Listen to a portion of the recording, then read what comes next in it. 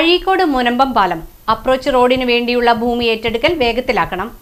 നിർദ്ദിഷ്ട അഴീക്കോട് മുനമ്പം പാലത്തിന്റെ അപ്രോച്ച് റോഡിനു വേണ്ടി അഴീക്കോടും മുനമ്പത്തും ഭൂമി ഏറ്റെടുക്കൽ നടപടികൾ വേഗത്തിലാക്കാൻ അടിയന്തര നടപടികൾ സ്വീകരിക്കണമെന്ന് അഴീക്കോട് മുനമ്പം പാലം സമരസമിതി സർക്കാരിനോട് ആവശ്യപ്പെട്ടു.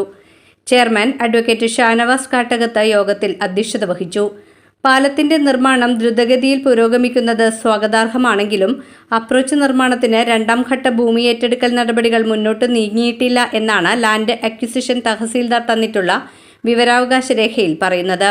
പുഴയുടെ ഇരുകരകളിലുമുള്ള സർവീസ് റോഡുകളുടെയും ഭൂമി ഏറ്റെടുക്കൽ നടപടികൾ പ്രാരംഭഘട്ടത്തിൽ മാത്രമാണ്. നേരത്തെ പാലത്തിനു വേണ്ടി ഭൂമി ഏറ്റെടുക്കാൻ 5 വർഷങ്ങളാണ് വേണ്ടിവന്നത്.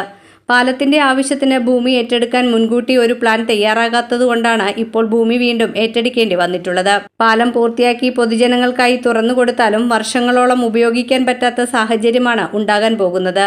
ഇക്കാര്യത്തിൽ ആവശ്യമെങ്കിൽ നിയമ നടപടികളുമായി മുന്നോട്ടു പോകുമെന്ന് സമരസമിതി അറിയിച്ചു.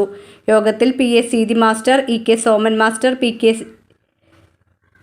എല്ലാം പോയി.